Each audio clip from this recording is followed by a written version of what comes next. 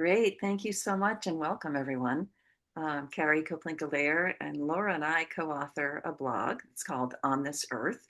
And we are co-sponsoring this webinar series with Greywater Action and also the Rich Earth Institute. So a big thanks to the folks who are partnering. I really want to warmly welcome Dr. Rebecca Nelson. She's a plant pathologist and a former MacArthur Fellow, currently a professor at Cornell University. When I spoke with Rebecca last month via Zoom about this possibility, she was still in Kisumu, Kenya, not far from the project site that you're going to hear about today. And for Rebecca to get to that site, she would leave her house and walk out the gate. She described this to me. She would step around a cow in the road and get picked up by a passing motorbike. And then they would zoom past goats and street hawkers and hospitals to get to a part of town without running water or sanitation. And pretty much the first thing she said to me was, "This is my dream. Working in a slum doing this, I think we're onto something important." And so we're going to hear about that today. This is Rebecca. I've known her for 30 years, and in that time, I've marveled at her passion for applying science to problems around the world and teaching people about it, whether she's in Ithaca, New York, or Lima, Peru, or Manila, the Philippines. She's enthusiastic about solutions. You'll hear how an interesting team is creating biochar from human excrement, combining it with urine, and making a low-cost local fertilizer. So they hope to keep excess nutrients out of Lake Victoria and also address food insecurity and improve the quality of life in Kenya and maybe beyond. So on to Rebecca, and thanks again. Thank you so much, Carrie and Laura, for organizing this, and to the Rich Earth and Greywater Action and For On This Earth for sponsoring it. I really appreciate this chance to share this, what I did on my summer vacation story with you here. And thanks to everybody who's on the line. It's great to see a bunch of my loved ones and some people I don't know here as well. So sorry about the lack of PPE there. I want to kind of locate us here on the map. This is the big blob on the left is Lake Victoria, the main body of Lake Victoria, and then there's this Windham Gulf, this sort of subsystem that's connected by a narrow place here. And Kenya's third largest city, Kisumu, where this work has taken place, is located on that sort of small body of water, 10 by 20 kilometers. And you see there's a bunch of, that's Western Kenya there. There's a bit of Uganda on the top and a bit of Tanzania on the left. So a lot of people, a lot of countries are depending upon this lake for livelihoods and well-being. And so today I want to, I think this group of people knows very well why we should redirect our nutrients from the lake to the land. And so I'll be talking a little bit about that, and then onwards to the partnership where who's involved in this work, and take a minute for any questions that anyone might have, and then just talk about the nuts and bolts of making fertilizer from poop and pee, and then so what about everywhere else? And we can pause for Q&A after the fertilizer part as well. So as you know, food's mostly produced in rural areas, but also in urban areas, and the nutrients are brought from the soil into urban areas largely, and also through erosion and other processes. Urban and aquatic areas get the downside of that in the form of nutrient pollution and other pollution. So you got massive carbon and nutrient loss from the rural areas, and then billions of people don't have sanitation, and the majority of excreta are being untreated. And the same number, 80% of excreta in Kisumu are untreated. So we're now back on Windham Gulf here, or and that's this Kisumu there. And just even from the sky, you can see how badly polluted the Windham Gulf is compared to the larger body of Lake Victoria. But that's where Lake Victoria is going, and those nutrients go into the lake from the city and other sources. And there's these pretty frequent massive die-offs of the cultivated fish and uncultivated fish in the body of water, and that's a huge food security and livelihood problem. So a significant part of that nutrient pollution is coming from the people. There's 500,000 people living in Kisumu, And 80% of them, that's 400,000 people's worth of excreta going into the untreated into the waterway. In fact, even if you're steward, you're going to probably, your nutrients are getting delivered into the water. And, it's not a huge amount of nutrients for each one of us, but it's a lot if you sum that up. Nitrogen, phosphorus, and potassium, that's what you buy in a bag of fertilizer, and that's what comes out of us in very plant-friendly form, I think, as this group of people knows. The idea is, how can we redirect those nutrients from the lake where they're causing these toxic algal blooms? We're neglecting the soils and, losing on food security while we're trashing the aquatic environment. If we redirect those nutrients onto the land, onto our crops, it will spare both the aquatic and the terrestrial environments, and all sorts of good things will happen. Sounds easy, of course it's not. But I was working with the most delightful team here. So we're out on a field trip looking at a biochar production facility of Fresh Life. And so this, on the left, we have Cara, who's she's the operations manager for the wastewater authority in Kiwasko and Kisumu. That's Charles, my research partner, works for public health and leads a public health NGO. This was Florence. She leads the Fresh Life, the source separating sanitation company, and that's Roy Odawa, who leads the youth entrepreneurship operation in the informal settlement. So you'll hear more about these people as we go along, but I just feel really lucky to have this awesome team. So Charles and I have worked together for years, but the other three I got to know because my friend and colleague Johannes Lehmann really took a lead role in organizing a regional group of people through just calling events and bringing us together. And we named ourselves the Circular Bionutrient Economy Network in East Africa. So we've had several meetings in Kisumu and Nairobi and in Burundi as well. Cornell contingent there. So this most diminutive of all of us is the Florence that I introduced before. She's part of this Sanergy company. So Sanergy is a umbrella organization that includes Fresh Life, which is a sanitation company that they run these potties that separate poop and pee, and then Regen Organics turns the poop into fertilizer and black soldier fly feed, as well as a fuel product. And there's a third entity that helps other cities take on this work. So that's Florence again. Florence is running the Kisumu. So again, that's a secondary. So there's hundreds of thousands of people served in Nairobi, the capital. And now they're branching out into these secondary centers in in Kenya and elsewhere. So Florence is running the 1,400 source separating toilets, of which this is the factory, which is based on the wastewater treatment plant's territory run by Caro, who you saw before.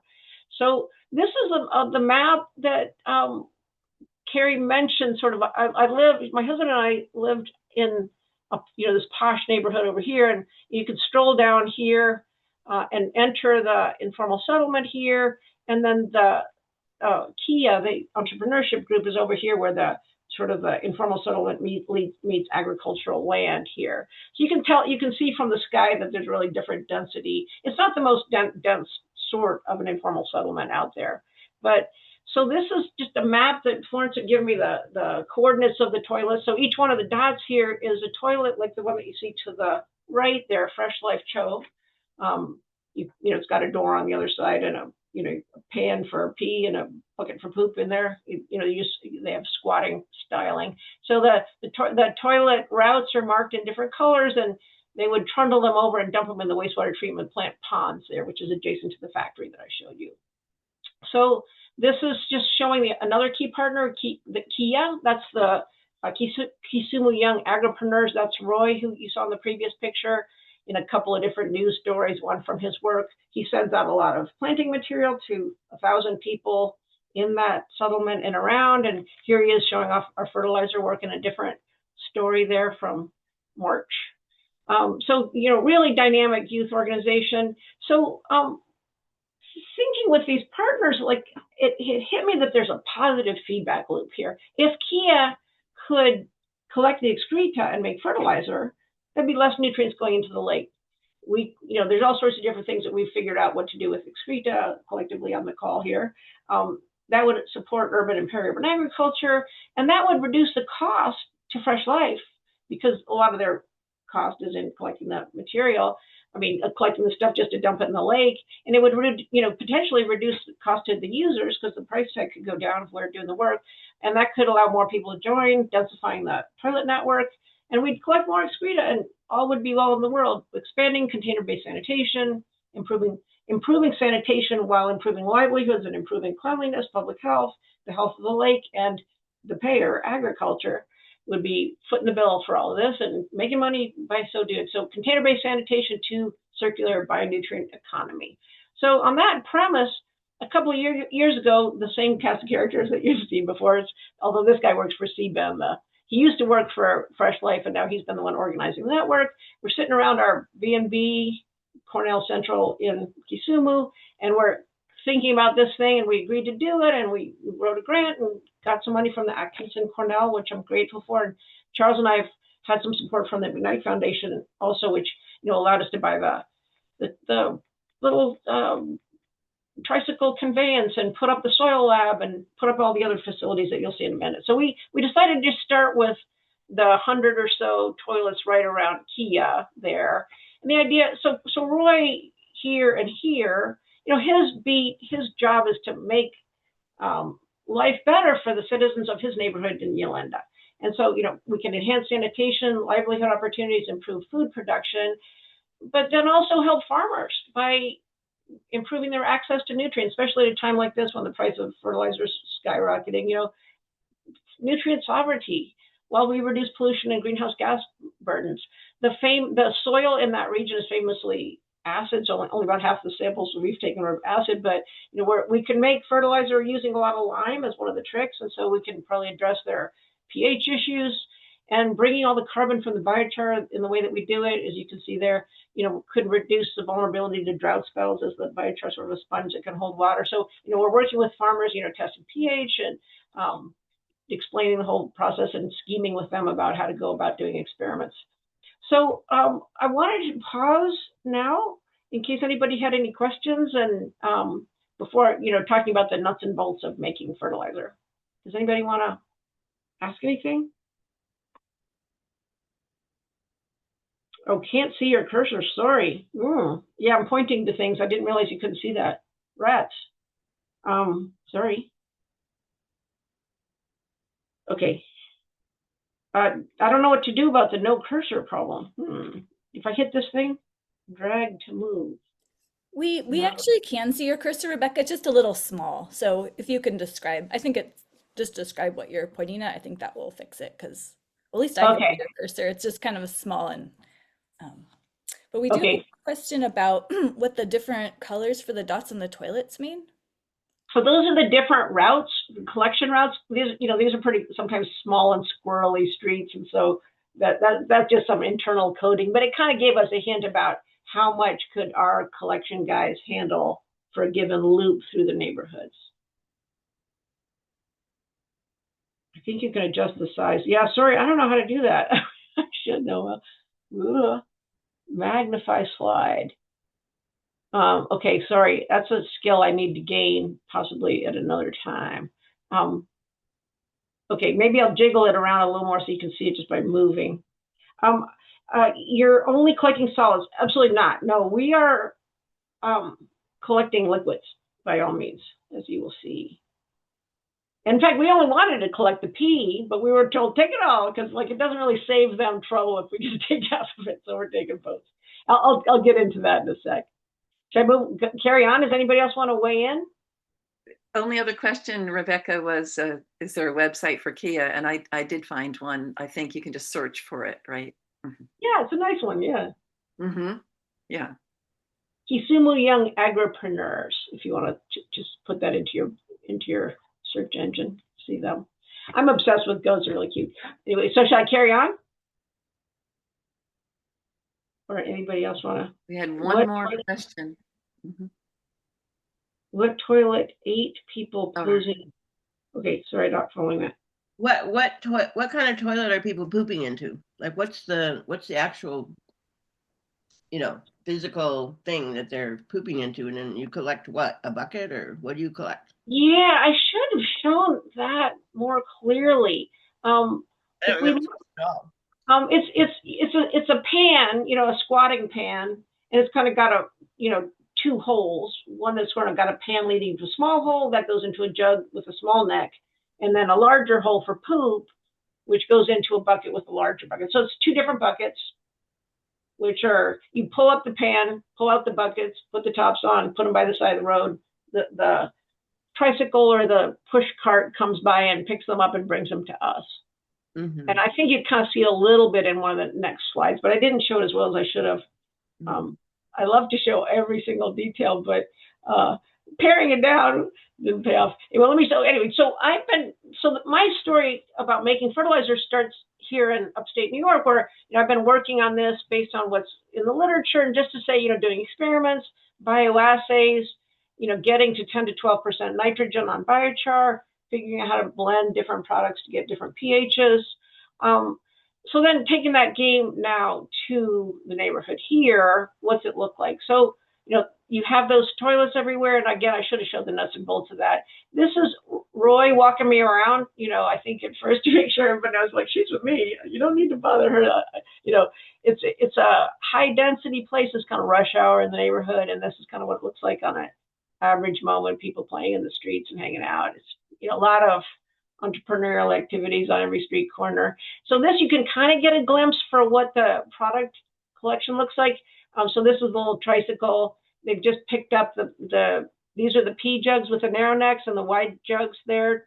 And this is sort of all had been done by the time I got there. We provided this is a Kontiki pyrolysis kiln. You make biochar. It's kind of like a portable hole in the ground. And they modified that to be able to make the poop into biochar, which is like a kind of charcoal-like substance. But before you put the contents of the poop bucket in here, they've gone through a drying process, which starts in these rolling barrels to sort of break up the material and start it drying. Then it's taken to another greenhouse where it's dried on a kind of a set of racks. And I've put we're in the process of erecting a slightly better drying situation for thinner, better ventilated, designed to dry materials really fast. So the dried poop goes in there. You turn it into this biochar. So that's like carbonizing the poop. And then, so when I got there, we started pouring, that image that Carrie put up at the beginning, that's me sort of pouring that first urine onto those trays of biochar made from poop. Now, does anybody want to hear any more about biochar? Because it's sort of an important thing to know that you can, by combusting the material in a low oxygen environment, they've jerry-rigged that kiln in such a way that you can burn at a low oxygen level and create this biochar, which makes the carbon that's left from the poop and the sawdust that went into the poop chamber into a very durable form of carbon that's excellent, provides all sorts of benefits for soil health. And so here we're sort of using this product that's a great way to sequester carbon in soil, benefit the health of the soil, and be a means by which the nutrients and other materials from the sanitation operation are presented to the plant in a very friendly form. So here we're using, so I think the benefits that come along with me are some little gadgets that really help managing nitrogen. Nitrogen, like, you're going to keep your phosphorus and your carbon is here in the form of the biochar, but you can easily lose your nitrogen. So the game is largely about managing nitrogen. You have to move the pH either really high or really low, keep your eye on the pH. This is an ammonia reader, so if you're losing ammonia, you're losing your nitrogen. You've got to work harder to manage your pH. So it's kind of a little bit of technical stuff there. But we were able to make, what I consider just a really gorgeous fertilizer. We made, lots of sacks of this stuff, and it's being sold out to the Kia farmers in real time. So even someone with what my friend called executive nails, it happened to match our executive bag here, but people, like, it's just not offensive at all. You can sniff it, you can hold it. There's nothing gross about it, even though all the ingredients are super gross. It's a beautiful product, but what's in there? So it's here in Cornell. I can just send any sample I want for analysis anytime and get numbers on every nutrient and every contaminant if I wanted to, but not so there. It's really expensive, and we've never sent anything for analysis. What we did is this bioassays thing. So these are my usual suspects: Hope, Oscar, and Governor, and my my research partner Charles, we made maybe 44 bioassays during the time that I was there. So we're asking the plants to tell us how good is our fertilizer, and we got pretty good at doing this. They built the lab for us since I got there. And they built this greenhouse for the bioassays too. And here, Roy's quite pleased with the effect of our fertilizer on the plants. The leaves are greener. We have a device for measuring greenness. You can just see the greenness too. Plants are, we measure the size, the roots, and so on. But for the first 30-some bioassays, we could see that the more of our fertilizer we added, the bigger and healthier and greener the plants were. But we were persistently underperforming the farmer's standard fertilizer, DAP or diammonium phosphate. And I was like, why, oh, why? Why can't we're doing well, but we're not doing as well as our benchmark best-in-class fertilizer. So I'm like, So then, it finally dawns on me why. Urine itself has this kind of a ratio, NP, nitrogen to phosphorus to potassium, around 10:4. And then that's how my product here in Cornell tested out. When I said it for analysis, 10:4. But DAP, the standard planting fertilizer in Kenya, is almost half phosphorus. We are just nowhere near being half phosphorus with our product. And I'm like, oh, okay, that could be the problem. Later on in the season, the farmer's going to fertilize with pure nitrogen, basically. So I'm like, okay, guys, where are we going to get this phosphorus from? I was like, bone char. That's what they do in Ethiopia. Johannes Lehmann's group has done a lot of work with these Ethiopians producing a nice phosphorus fertilizer from bones. My friends laughed at me like, no, the dogs of Kenya take care of the bones. There are no bones in Kenya, surplus, nothing. But then I realized, well, okay, you can get phosphorus from urine, even though there's not much in there. It's pretty easy and straightforward to bring it down out of urine if you add magnesium. So we asked with another bioassay, if we take our product, low, medium, and high. So this is our product. This is pure phosphorus. This is the best in class. And this is our product with pure phosphorus. And we finally were able to overperform the best in class fertilizer if we added phosphorus to our product. So we decided go for it. We requested tons more urine from our partners at Fresh Life. We put the urine into big tanks, and any rich earth people there know that Abe coached me on how I could work with the situation to get scoopite. So, here I'm just trying to say how much magnesium do we add in these water bottles? What's the least amount of magnesium we can add to pull down all the phosphorus effectively, and that's the amount. So now we're manufacturing phosphorus from urine as well as the other stuff. And so here's our kind of workflow. We're using about 10% of the available toilets at this point, so we've got a lot of room to scale up. We take the poop and we turn it into biochar, and we take the pee and we make an acid product out of it to capture the nitrogen, and we make a high pH, a basic product with lime, taking the pH to both extremes to have different biochars with different pHs, so we can then tune the pH to the needs of the soil. And then we add magnesium so that we can pull the phosphorus out to add to the phosphorus level in the different products when we need it. So we have this, sort of a product line coming on. So now that product is being tested again with farmers, a gadget to see how green the leaves are. We can, again, we're, still early days with our farmer testing. We just have 3 different groups of farmers, but they're in big organizations. And so we can see how, as we gain confidence and get some good performance, we're going to start testing with large numbers of farmers. One thing I want to fix is that, this cute little way we have of making biochar is not that great. And maybe we should decentralize drying, but centralize the pyrolysis or the production of biochar a bit. So here we are visiting Fresh Life's big biochar factory some hours away. So maybe nothing as huge as this, but some compromise between the tiny little thing and the big fancy thing. That's probably the sweet spot in the neighborhood. So we're kind of trying to finalize our product engineering, definitely then zeroing in hard on the process engineering to become more efficient, again, less polluting. We don't want smoky situation in the neighborhood. And then system engineering, where do we locate what waste streams can we use in different ways to, how can we get legal, go big on the marketing to really make this something that is widely available for farmers. So now I just want to, so any questions about that? That's the sort of the technical part. I want to see if anybody has any questions or thoughts about that. We have some in the chat, Rebecca. Do you want me to read them to you? Sure. Great. Okay. So the question was, are you collecting only solids? I think you answered that pretty adequately. You really wanted the pee also. And why is poop being pyrolyzed instead of composted? There's a lot of ways you can roll, but I don't have an appetite for big windrows of poop in a crowded neighborhood. that that like to really effectively and with certainty to sterilize it.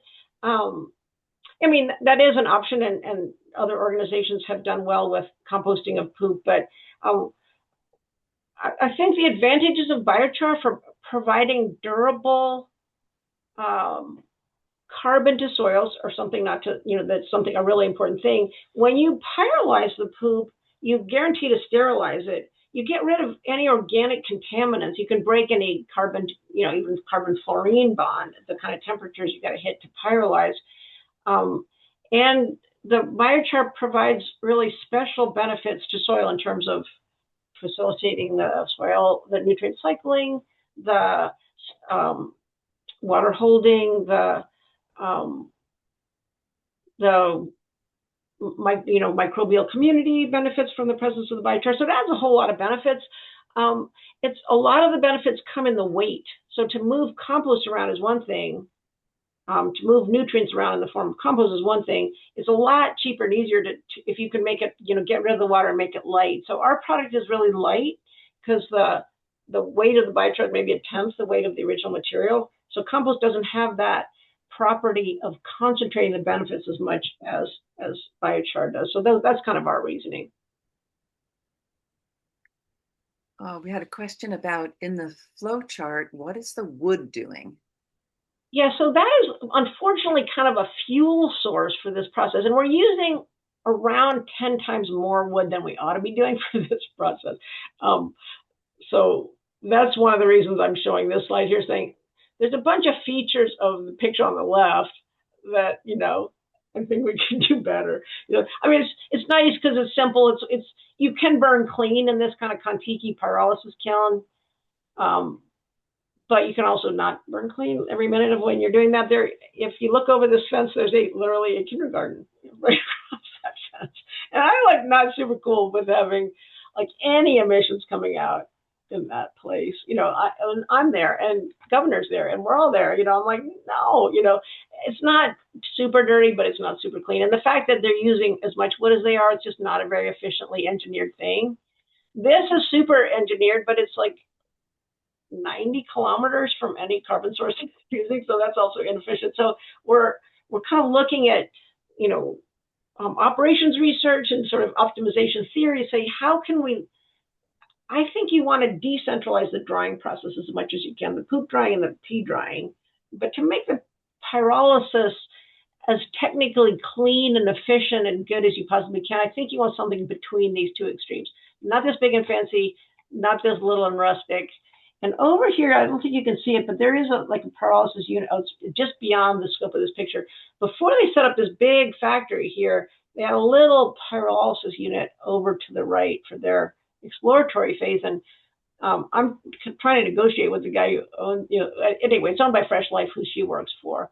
And I'm hoping that they could loan or sell or gifted to us to sort of run in the neighborhood. I'm thinking you could have 10 Kias doing a very local drying so that the wet material doesn't have to move very far. Moving water is not very cost effective.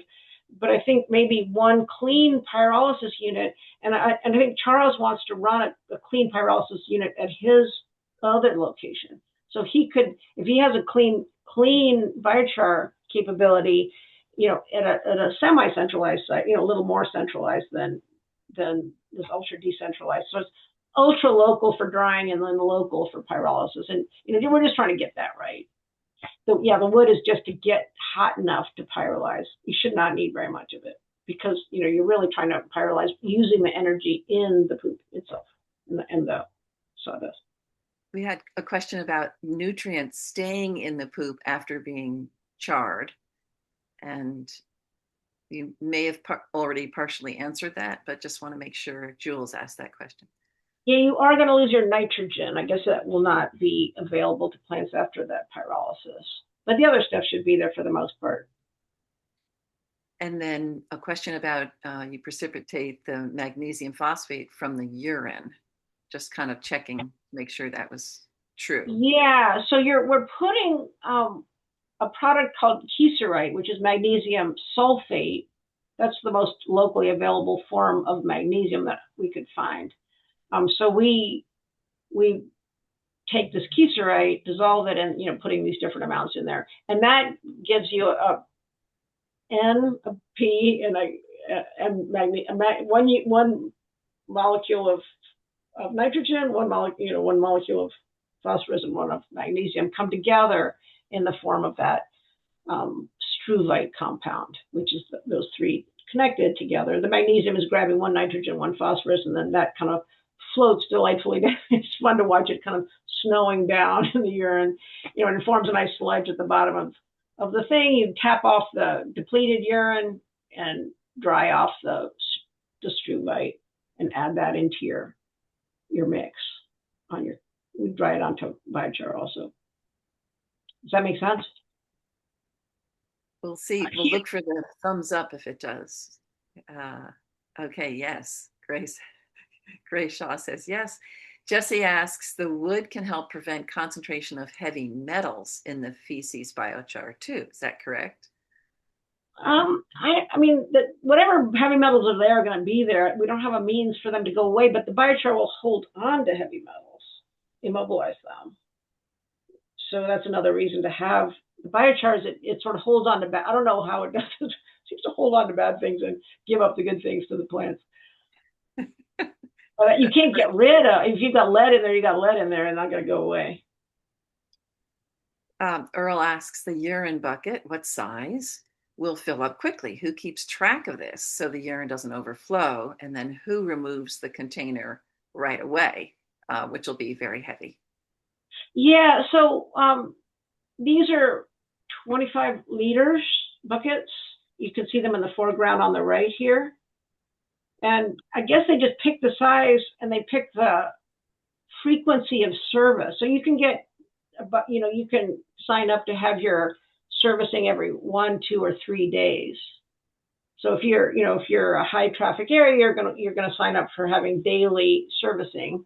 So the guys will come, take off the pan, put the tops on, grab out the 2 buckets, and for me it's pretty heavy. I mean, they come filled to the brim, I gotta say. And I mean, not all of them, depends again on who's using it, but people don't want to service it any more frequently than they have to. And for me, like this summer, I don't know, I have always a desire for a little bit of technology. So actually right now, there's a frugal IoT, frugal Internet of Things workshop going on where Charles and Hope, the one in this picture, that's Hope, she's an engineer. And she and Charles, my research partner, at a workshop in Kipeli, which is a couple hours away, with a group of people looking at the low-cost lab. That's one question that they're studying as a group. And then this frugal IoT, what is the role of cheap digital in making all this work well? And I feel like there's lots of ways that we could make this work well. Like you could have a little digital scale under it, or a digital whatever, tells you, thing that tells a floater that tells you how full the thing is, or a little electronic eye that when the urine passes it, that you've got only you're almost full, or whatever. There's lots of ways I suppose you could use a cheap sensor to tell you have to service these, but they just do it by the calendar as of now. I'd sure love to know when things are out of control in my potties that I service now. Definitely. Now I just have to look at them, which is a drag. Yeah, these guys are more muscular than I am. I wouldn't want that job. I do lug and jug a lot around here, and I'll tell you, it's not doing my body any good as I get old.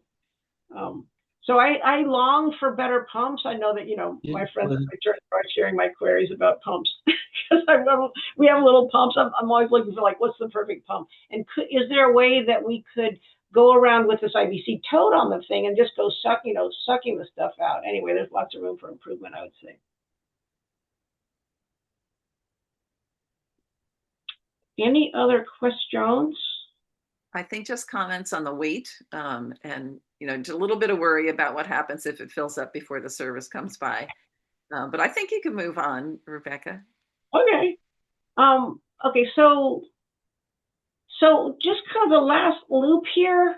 I want to make 3 points now-ish, and one is that I've kind of been talking about the technical aspects of making fertilizer. But I think we're all aware here that there's a sociocultural aspect to turning excreta into anything related to food or dealing with it at all, frankly. There's like all these operational nightmare questions, which I appreciate you guys asking about, because that's a huge thing, just making it work, making the technology and the system functional. And then there's, as I think many of you also know, there's a lot of legal and regulatory hurdles that you've got to clear. I feel like the system there is sort of supportive. They get why we need better sanitation. They get why we need more fertilizer. So they're not looking to shut us down. They're looking to support us. So I feel supported, but there's all these other things that we've got to sort out, not just the technical issues. So the second question I want to make is that circular bionutrient economy, so using organic resources efficiently in the food system and beyond, is more than just poop and pee. There's other resources. You've got the sawdust in there. There's a lot of other stuff. So I've got one slide on that. And so we're looking for how these different pathways can synergize. And then I want to bring that question back home with this group as to how can we break out of our linear lock-ins with wastewater treatment, and how can the different crises we were talking about, water, what Laura and I were before the group got on, and is it the price of fertilizer, is it the price of water, is it the fact that there's infrastructural challenges that are maybe not going to go away? Like, how can we take advantage of some of the rough stuff that we're facing to actually switch paradigms smoothly and gently without letting society down, while actually making some important sustainability improvements? So I guess I want to start just by saying, again, we see my friend Florence there. This is the team that I work with at Kia for the most part.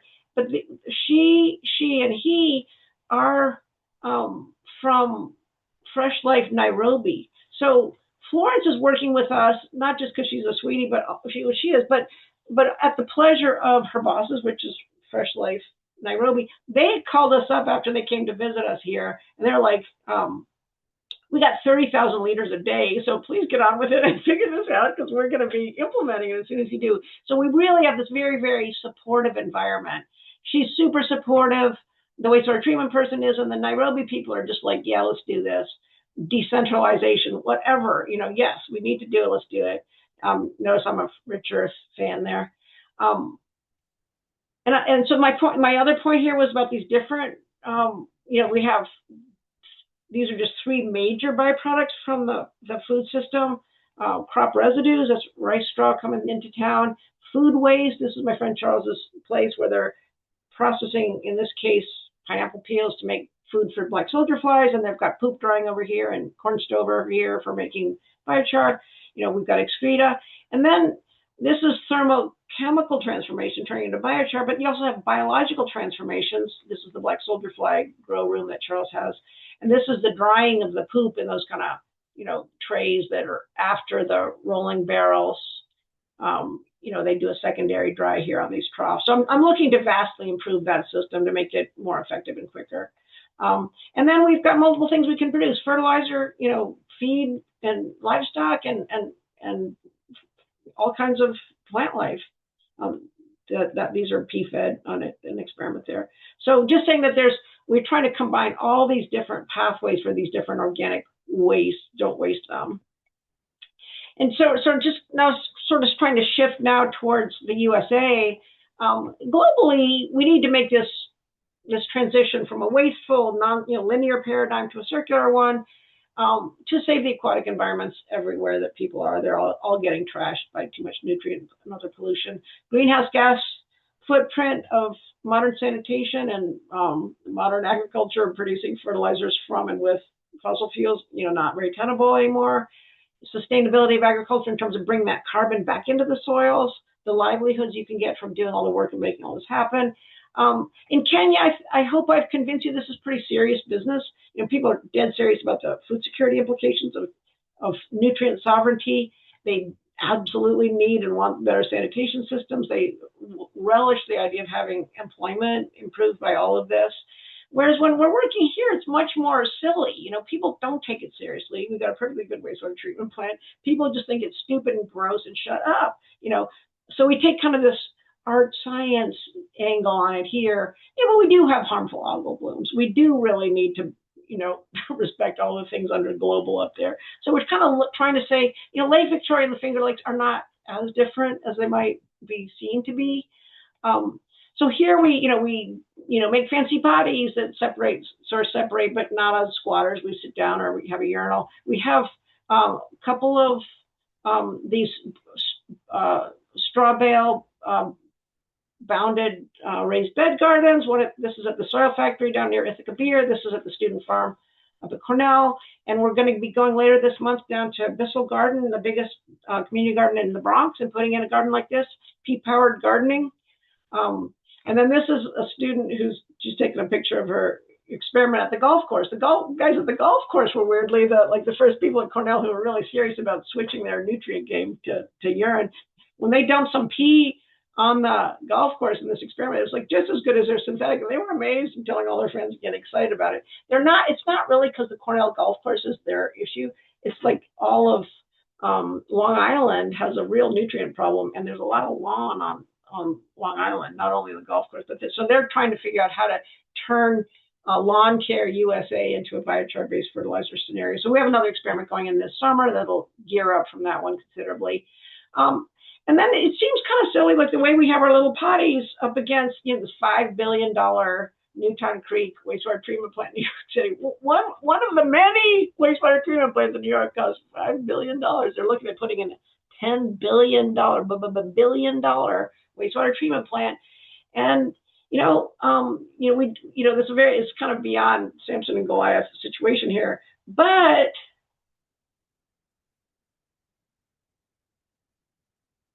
climate change is coming for that infrastructure. It's super sophisticated. It's a modern marvel. And when you rise sea level, that infrastructure is at the lowest point in every coastal watershed. And this is the UN's World Toilet Day banner thing. You can't keep dumping all that water, 4,000 gallons per person per year in the rich earth rundown on facts. There's many places in the United States and all around the world where flushing isn't really a great idea water-wise. Sea level rise, as the glaciers melt, your infrastructure is really doomed. And 80% of people never had that anyway. So I feel like they kind of summarized the argument pretty darn well there on World Toilet Day. That's thanks UN. Anyway, so I just want to wrap up and ask, if anybody has questions or issues they want to talk about. And in particular, I know I've got a really awesome and knowledgeable group here on the call, and how can we, I appreciate your sort of tuning into my adventures in Kenya here, and really appreciate the partners I've had in that, and just curious what we think collectively about how we can take this game forward around here or everywhere. Thanks. Thank you so much, Rebecca. I'll take a stab at some of the questions that are in the chat right now, and feel free to go ahead and add more questions, everybody. Peter wonders, what is the typical cost per hour for labor there in dollars per hour, if you could convert it? Okay, I understand it's, labor, right? Like, we don't all get paid the same, but I understand that you're going to pay 500 shillings. That's like $4-ish or something per day to hire somebody. I don't stand by that. That's the number that's in my head from different conversations. And then the follow-up question from Peter, what is the competing NPK fertilizer that you mentioned cost compared to your product? Yeah. The baker. Yeah, I was asking. Okay, I hesitate to actually pony up with numbers here, but I think if I'm remembering correctly, my counterpart Roy had reasoned out that he can charge 3,500 shillings per 50 kg bag. Now, again, I don't want to stand by the number, but I believe that's what's in my head from the latest conversation about pricing. So we're kind of using the current pricing for organic fertilizers, so that's more composty type fertilizers. The the Synergy product, they don't even put the NPK value, and I heard it was 111. So it's really hard to get a high level of nutrients in a composty type product. You're going to have a lot of carbon, it's pretty wet, and you're going to have 2-ish% nitrogen. So we need to go. We're kind of looking at the pricing for synthetic fertilizer, and then the many different organic products that are on the market. And Roy thinks he can make money. I don't know, because what we're doing is part of sanitation. It's also part of fertilizer. So I'm wondering, could we also get some of the subsidy from the sanitation part? People pay for sanitation. Fresh Life's getting paid for those toilets. Could they, if they can reduce the price, can they split that cost? Part goes back to the consumer. They're paying less now because of what we're doing. Part goes to Fresh Life to bolster their operation, and they're also able to sell more rent more toilets. I hope, and then maybe could some of the subsidy go to us? If we can't break even. Yeah, we have not gotten very economic. We haven't gotten very efficient. We haven't gotten very smart. We haven't gotten very anything. So that's why I'm sort of moving from this. I think we have got a wonderful product, but moving from product engineering now to process engineering. So that's why I'm investing in, a much better drying house with moving air and creating heat and having thinner, more, rapid, just more easy to handle, um, bins for moving the poop around. And then if we could pyrolyze it at a more professional pyrolysis unit, way less wood, way less time and effort to do all that. So, yeah, I am not here to say right now that this can all be done profitably, but my partners are convinced it can be. I haven't really shown me the money, but I'm optimistic and really try hard to make that happen. We had a couple questions about the pyrolysis process and the biochar. Are you mixing anything else with the poop when it's pyrolyzed? And then when it is pyrolyzed, does it destroy PFAS? And then kind of another follow-up question, which I'll throw in when you're done with that. So when the poop is collected, so that's it's about the same kind of 25 liter, 5-gallon type size. The customers presented when they go in there with there's toilet paper and there's sawdust, and so you're supposed to cover your poop if you take a long call, cover that up with a sawdust and throw your TP in there. So you do have some paper and some some sawdust in there. And then we were kind of adding some rice husk. Again, this is that, different crop residues. We were adding some rice husk to make it easier to dry. We don't have real rigorous research on, but I would love to kind of get into that. Like, how do you just dry the best and quickest and cleanest as possible? So those things are in the poop bucket. You might also have other crud in the poop bucket. So they do, when it's in that greenhouse on those big sort of trays, they do pick out any gross things that turn up in there. But you should be able to pyrolyze plastic or a whole bunch of other stuff. To the PFAS question, in principle, you get really hot when you pyrolyze, and I think we do get decently hot. And that it should be 600 degrees Celsius and above, should break the carbon-fluorine bond. I don't have reason to believe there's a lot of PFAS necessarily in this neighborhood. There's no frying pan factory down the street or anything, and no firefighting foam that I'm aware of. You never know. I don't know. We don't, testing for PFAS is well out of our budget and, out of our reach. I don't have a way of testing. I think going forward, I would love, I want to when we feel like the plants are telling us it's good enough, like they're now telling us our bioassays are good. So I think the next thing is to start sending samples to Nairobi for just testing the nutrient content.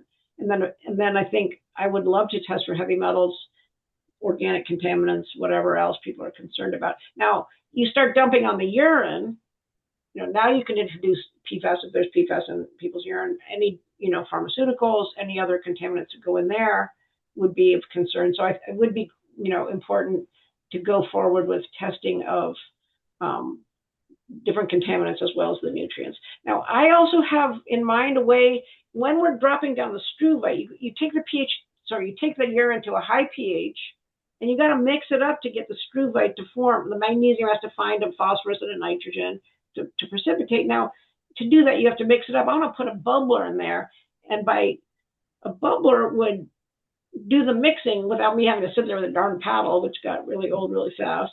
Let the bubbler move the urine around to get the struvite to form, but it'll also drive off the nitrogen in the form of ammonia. At that high pH, the ammonia will volatilize. Now, I want to capture that on a biochar column that's saturated with phosphoric acid that's giving me the phosphorus and give me the low pH. I'll now trap that ammonia in the form of ammonium on that low pH. It's kind of an acid trap for the escaping nitrogen. So that'll be clean nitrogen on a biochar. And I'll have clean phosphorus. So if anybody's fastidious and willing to pay top dollar, I can sell clean product, and otherwise I have my rustic, more evaporated product for the normal people aren't interested in paying top dollar. But I think our product isn't particularly gross, but we'll have to get the evidence for that. So we had a question about other places where poop biochar is being made in New England. That's from Lillian, who says that biochar from wood only is being used at farms on Martha's Vineyard, where she lives. But where else in New England is it being made? Yeah, I don't know. There's interest in making char from biosolids, which is not the same as poop, obviously. But yeah, I don't know what all was going on in New England. I'd love to hear anybody's experience from the call or other sources of intel. Yeah, I'd love to know. I just know that I would lack confidence in how clean it is. Biochar, no, that'd be fine. But it's just composted poop that I'm always a little like, But yeah, I'd love to know more about what's happening in New England. A lot of work on biochar, that's for darn sure. People are interested in knowing how to contact you, whether that would be through email or some other way. So you can let us know that, Rebecca, and then we'll put that in the follow-up when we send out the link. Yeah, I'd be happy to. I'm trying to figure out how to put my email in here in the chat, but I'm not succeeding. Yeah, we can just tell people also. Here we go. Here's my email. rjn7@cornell.edu. And then we have a question from Earl Barnhart. And I guess it's Hilda who's on. It's not just the cost per pound of fertilizer, it's the cost of negative externalities like the greenhouse gas emissions, environmental destruction of mining phosphorus. So the true cost is not just money, which is a very good point. Please give me also the public health benefits of not having children grow up in a wash in excreta, of destroying Lake Victoria and its fisheries and its beauty and its accessibility. I mean, there's a lot of co-benefits for sure. Yeah, I don't know how to cost them in.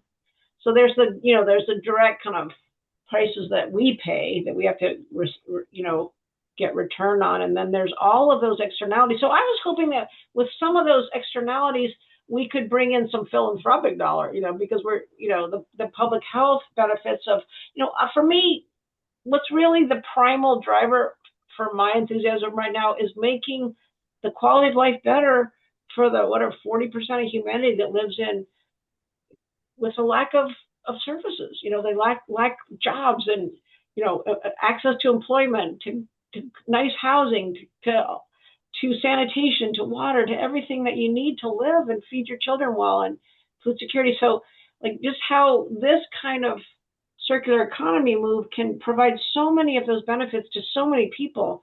That's what's driving me. And if the philanthropic dollar can perceive that, I'm hoping it can sort of help us making that transition.